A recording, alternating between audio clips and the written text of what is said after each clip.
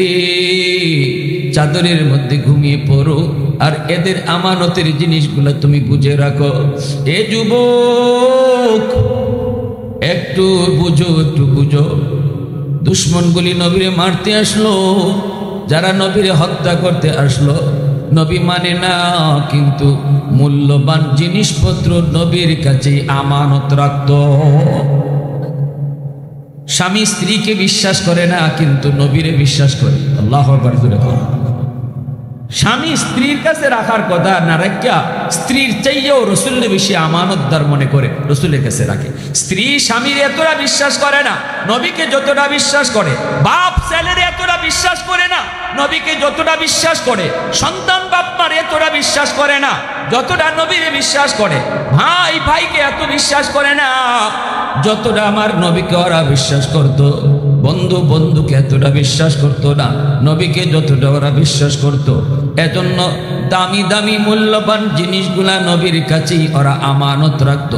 আলী রাদিয়াল্লাহু তাআলা আনহুকে আল্লাহর নবী চাদরের নিচে ঘুম পাড়ায় দিলেন। নবী বলতেছেন, আলী একটু বুঝে শুনে দেখো, রিক্স আছে, হাই রিক্স। দুশ্মন কিন্তু তোমাকেই মুহাম্মদ মনে করে হত্যা করে ফেলতে পারে। ওরা সিদ্ধান্ত নিয়েছে ঘুমন্ত অবস্থায় আমাকে মারবে না, কিন্তু হয়তোবা ঘুমন্ত অবস্থায় আক্রমণ করেও দিতে পারে। তুমি যে আলী এটা কিন্তু ওরা বুঝবে না, মনে করবে আমি মুহাম্মদ, এই অবস্থায় তোমাকে হত্যা করে ফেলবে। দেখো তুমি রাজি নি আমার চাদরের নিচে হামাই বাইনি। হযরত আলী কয়, ইয়া রাসূলুল্লাহ, ইয়া হাবিবাল্লাহ, আমি বিনা চিন্তায় বিনা দ্বন্দ্বে বিনা কোন রকম ভয়ভীতি ছাড়াই আমি আপনার এই প্রস্তাবে রাজি আছি। এরা যদি আমাকে মুহাম্মদ মনে করে হত্যা করে ফেলে অসুবিধা নাই গো নবী, আমি খুশি মনে রাজি। নবীজি আলীর কাছে আমানত বুঝায় দিয়ে নবী চললেন। এক মুষ্টি বালি নবী উড়ায় মারলেন। সবগুলি দুশ্মনকে আল্লাহ পাক রব্বুল আলামিন অন্ধ বানায় দিলেন। এইবার যদি আল্লাহকে প্রশ্ন করা হয়, মালিক তোমার বন্ধু তার আমানত আলীকে বুঝায় দিল, কিন্তু তুমি তোমার আমানত কার হাওলা করো? আল্লাহ যদি তোমার প্রশ্ন করি, আল্লাহরে যদি আমরা প্রশ্ন করি, মালিক তোমার দোস্ত তো তার আমানত আলীর হাওলা করলো, তুমি তোমার আমানত কার হাওলা করছো? আল্লাহ পাক জবাব দিবে, আমি আমার আমানত আবু বকরের হাওলা করছি। আওয়াজ দিয়া কও না সুবহানাল্লাহ। আল্লাহ কইছে, বন্ধু আবু বকরের দরজায় যাও। সুবহানাল্লাহ জোরে বলেন। নবীজি সিদ্দিকের দরজার সামনে হাজির। এইদিকে ইবলিস ঘোষণা দিয়া দিছে, এ মুহাম্মদ চলে গেছে। কয় কেমনে? আমরা তো দেখি চাদরের নিচে ঘুমায়। কয় না না, এই চাদরের নিচে আলী। ভিতরে ঢুকলো, চাদর টান দিল, দেখে ঠিকই আলী। আবু জাহেল ঘোষণা দিয়া দিল, 100টা উট পুরস্কার দেওয়া হবে কেউ যদি মুহাম্মদকে ধরতে পারো। চতুর্দিকে ওরা ছড়িয়ে পড়লো নবীকে ধরার জন্য। এইদিকে মায়ার নবী গভীর রাত, নবীজি সিদ্দিকের দরজার সামনে চুপি চুপি সিদ্দিকের দরজার সামনে হাজির। আল্লাহ নবী দরজার পাশে আইসা আস্তে করে নক দিলেন। আবু বকর আস্তে করে ডাক দিলেন, কারণ দুশমন তো পিছনে হাওয়া করছে। আস্তে করে একটা ডাক দিলেন, সাথে সাথে সিদ্দিক দরজা খুলে দিলেন।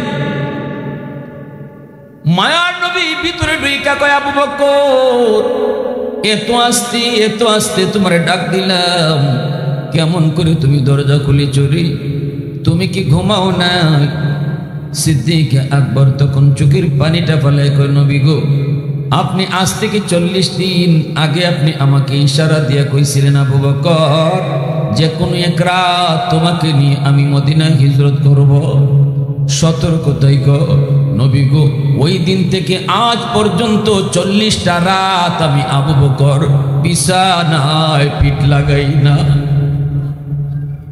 কখন জানি আপনি দরজার সামনে এসে ডাক দেন, আর দরজা খুলতে দেরি হয়ে যায়, কষ্ট হবে আপনার। এই চিন্তা করে আমি দরজার সামনে, দরজার পাশে সারা রাত দাঁড়ায় থাকি। আল্লাহ নবী, রহমতের নবী, মায়ার নবী আবু বকর সিদ্দিকের কপালে চুমা খান।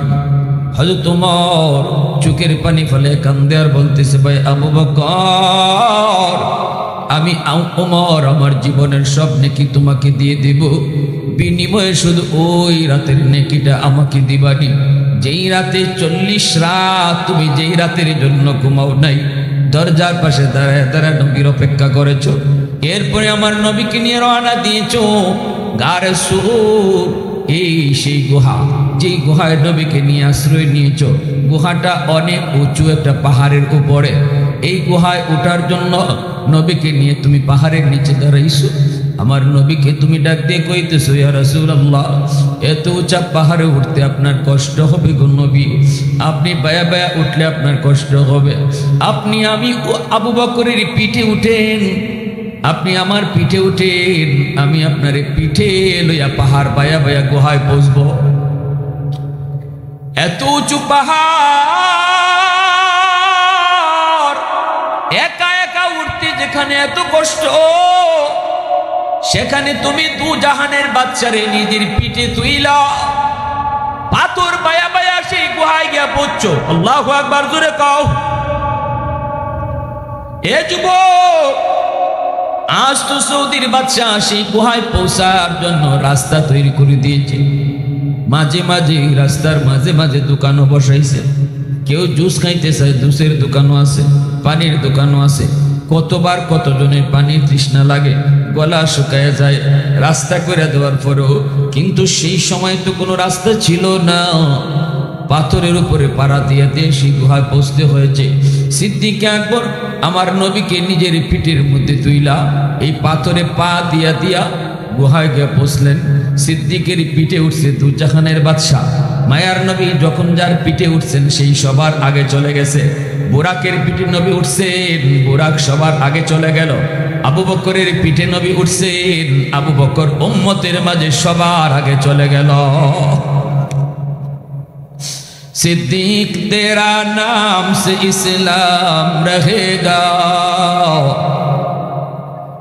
सिद्दीक तेरा नाम से इस्लाम रहेगा, दुनिया की सदाकत में तेरा नाम रहेगा, दुनिया की सदाकत में तेरा नाम रहेगा, फारूक तेरा नाम से इस्लाम रहेगा, दुनिया की अदालत में तेरा नाम रहेगा, दुनिया की अदालत में तेरा नाम रहेगा, उस्मान तेरा नाम से इस्लाम रहेगा, दुनिया की सखावत में तेरा नाम रहेगा, हैदर तेरा नाम से इस्लाम रहेगा, दुनिया की शजाअत में तेरा नाम रहेगा, मुआविया तेरा नाम से इस्लाम रहेगा, दुनिया की सियासत में तेरा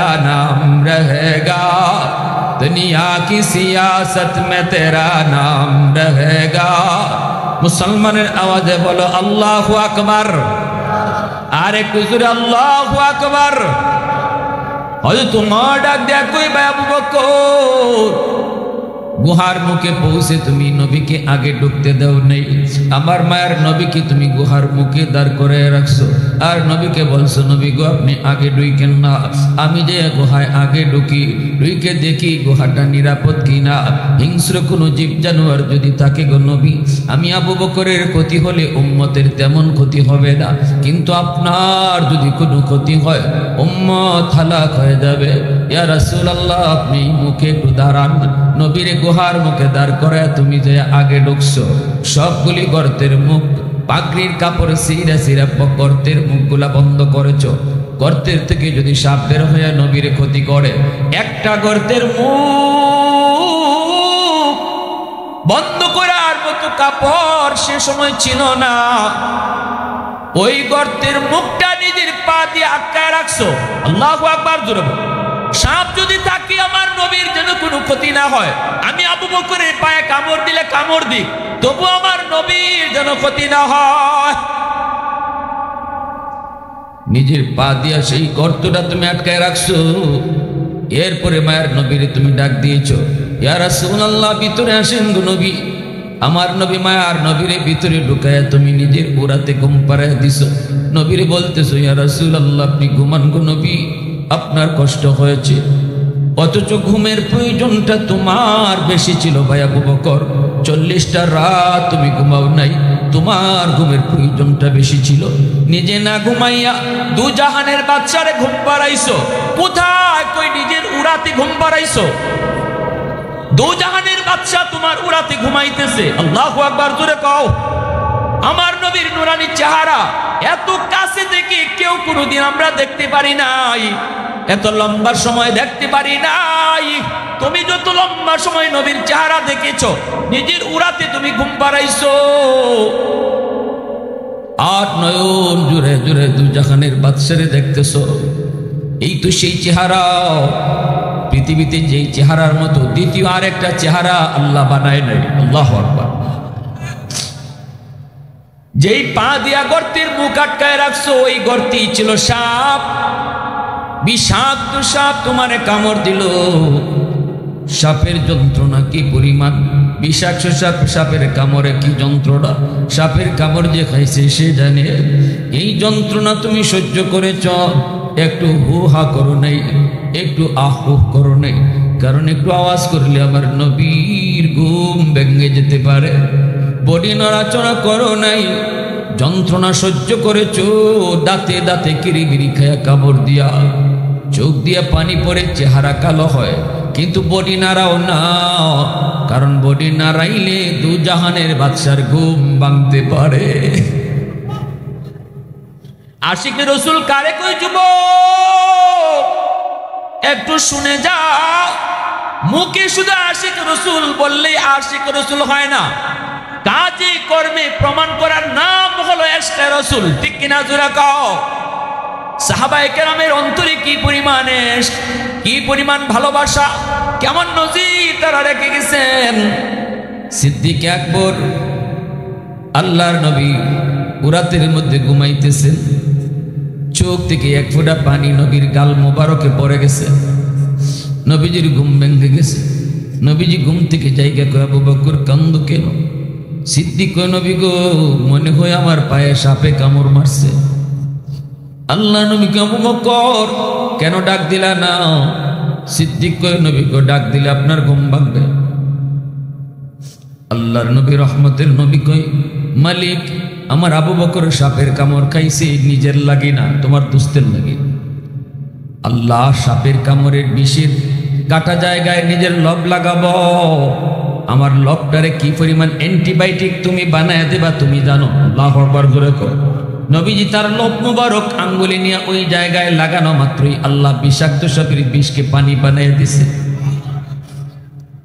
বিষাক্ত সাপের বিষ পানি হয়ে গেল। এইবার নবীজি সাপরে ডাক দেয়, সাপরে বের হ, বল আমার আবু বকরকে কেন কামড় দিলি? গর্তের ভিতর থেকে সাপ বের হয়েছে।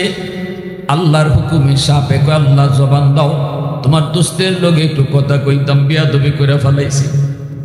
আল্লাহ জবান খুইলা দিছে সাপের। সাপে সালাম দিয়া নবীর কাছে মাপ চেয়ে কই, নবী গো, আমি ইচ্ছা করে আপনার দোস্তরে কামড় দেই নাই, আমি অপারগ হয়ে গেছি গো নবী। আজকের এই দিনটার জন্য, শুধু আপনার নুরানি চেহারা দেখার জন্য আজকে আমি অনেক দিন পর্যন্ত এই গুহায় অবস্থান করতেছি। শুধু আপনার চেহারা দেখার জন্য। আমি সাপের বাসস্থান এই গুহা নয়, আমার বাসস্থান ছিল ওই যে খেজুর বাগান। খেজুর বাগানে থাকতাম। দুইজন তাওরাত কিতাবের পণ্ডিত আমার খেজুর বাগানের পাশ নিয়ে যায়।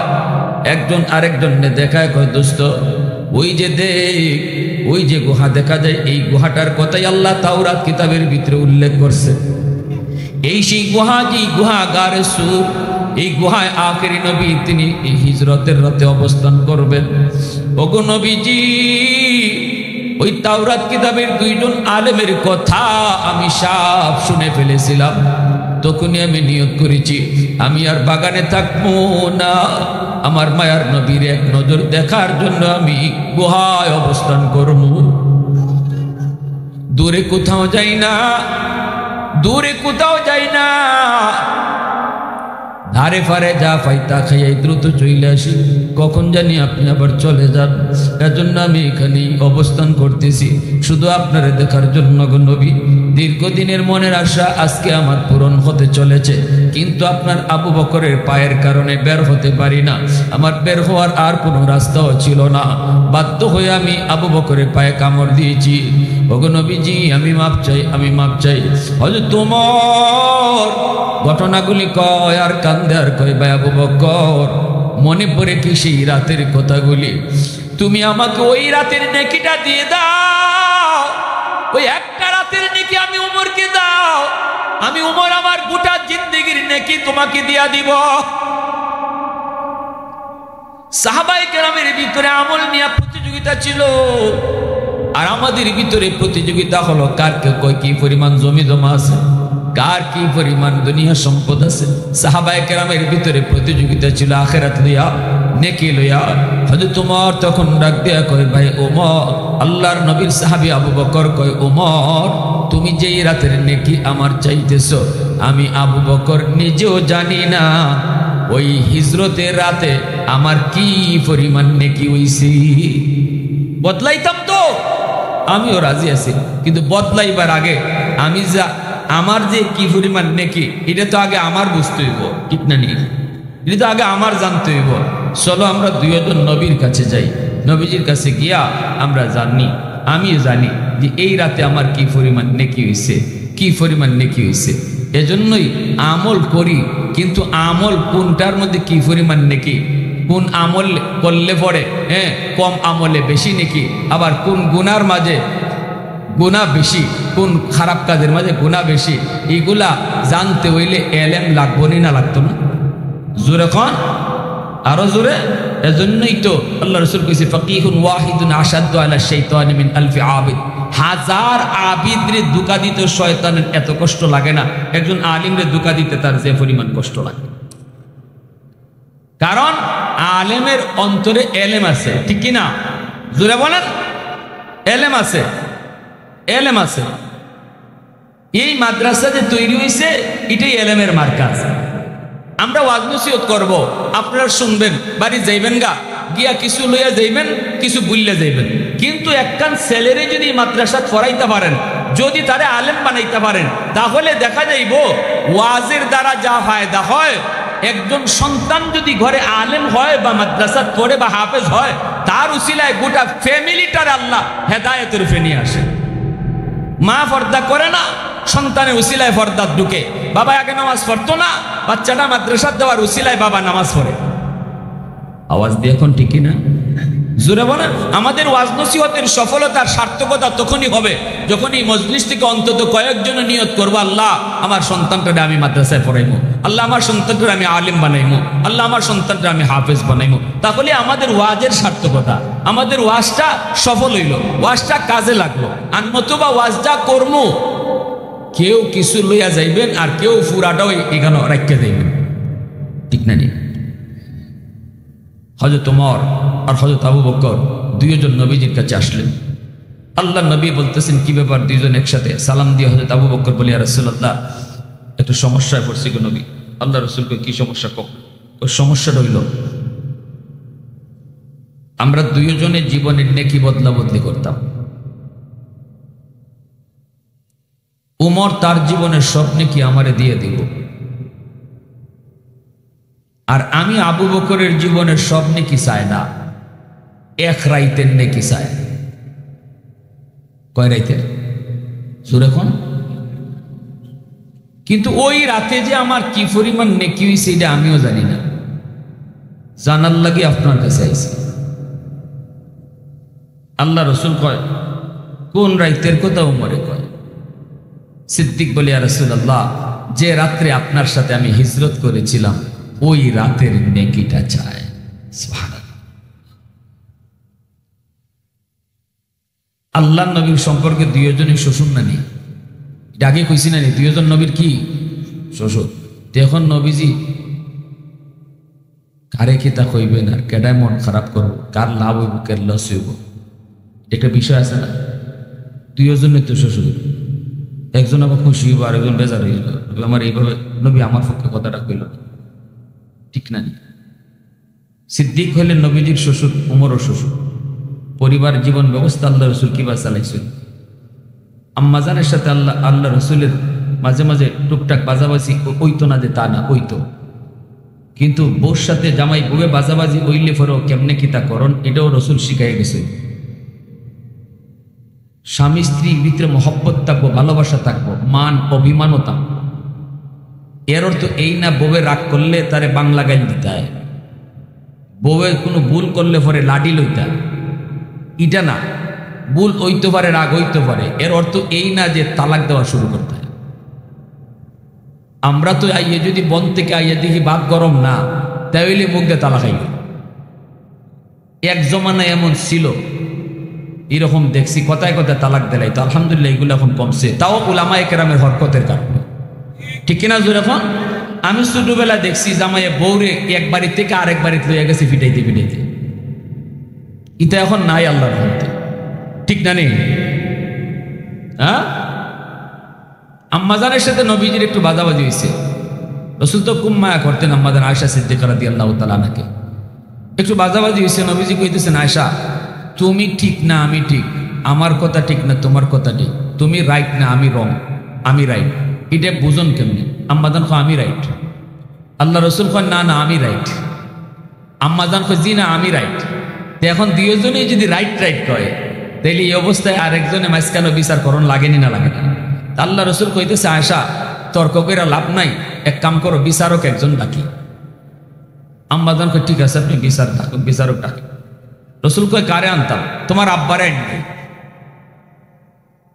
আম্মাজান আয়েশা সিদ্দিকার আব্বা কেডা?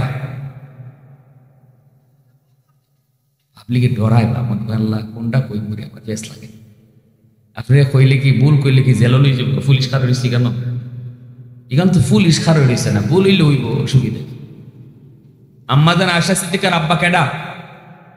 আল্লাহ রসুল কইতেছে, আয়েশা তোমার আব্বারে বিচারক নাকি? আম্মাজান খুশি, ঠিক আছে আব্বারে আনে। কি করেন? এটা তো সব বউ আনতে খুশি থাকবো, ঠিক না? নি বউ যদি শুনে যে আমার আব্বাই আইতেছে বিচার করার লাগে, তাইলে তো বউ মহা খুশি, কারণ আব্বা তো আমার পক্ষ লইয়া কথা কইবই, মনের ভাবটাই লইল।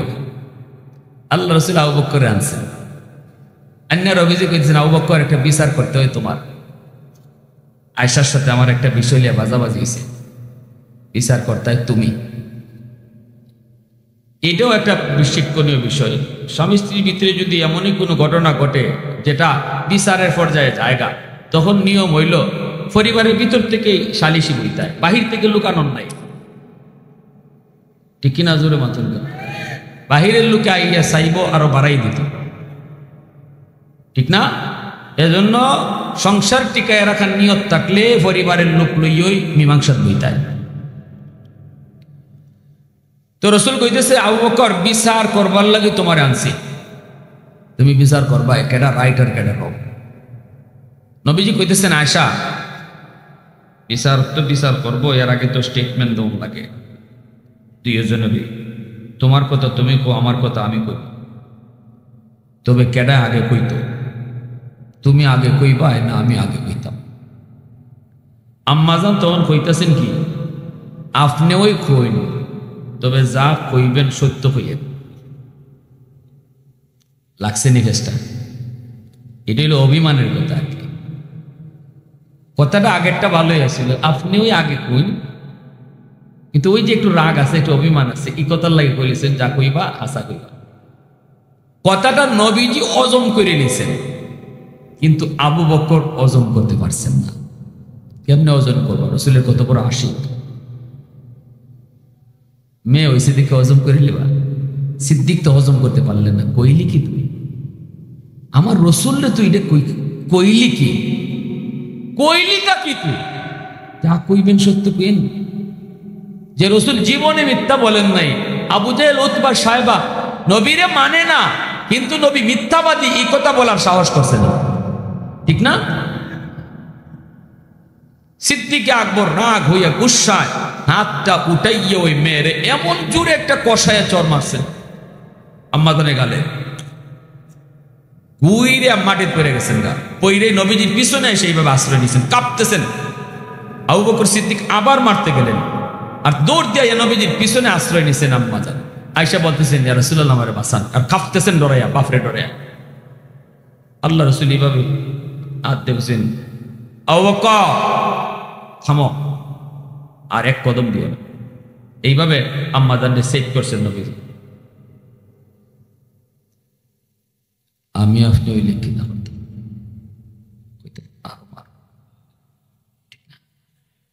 কইলাম না যে আরো নবীজি এবার সেভ করে কইতেছেন, আবু বকর।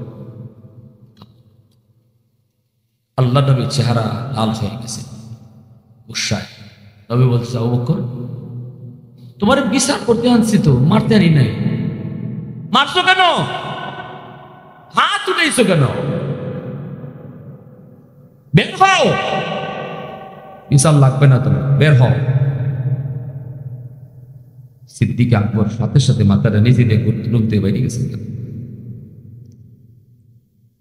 আল্লাহ রসুল ঘুরে দাঁড়িয়েছেন, ঘুরে দাঁড়িয়ে নবীজি মুসকে হাসি দিয়ে দিচ্ছেন। আম্মা জানে ফাইসাইয়া, আম্মা জানো আসে দিচ্ছেন, দুজনে হাসাহাসি শুরু করে দিচ্ছেন।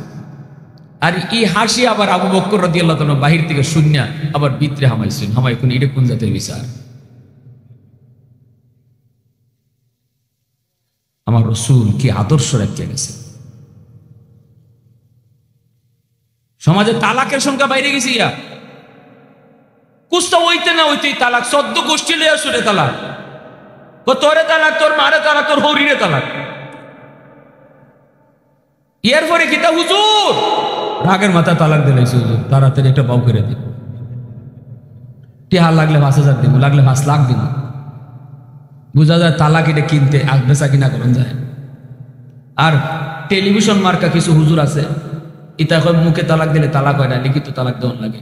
ইতার দ্বারা জায়গা আগে 500 টাকা দেয়, তালাক হইছে না, গড় করতেছে, জিনা হইতেছে, জিনায় ভরপুর, সন্তান অবৈধ সন্তান হইতেছে।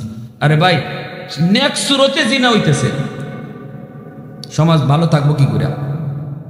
কৌজুর আগের মাথায় তালাক দিলাইছে, তালাক কিন্তু মানুষ আস্তে আস্তে দেয় না। কিতা তুমি যে রাগের মাথায় তালাক দিলাইছো হইতেছো, তালাক তো দেয় রাগের মাথায়, রাগের মাথায় তালাক দিছি, এটার অর্থ কিতা?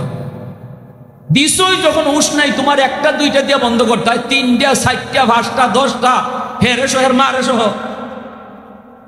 এখন কেন লাগে আইসো আবার মিলাই দিবার লাগে?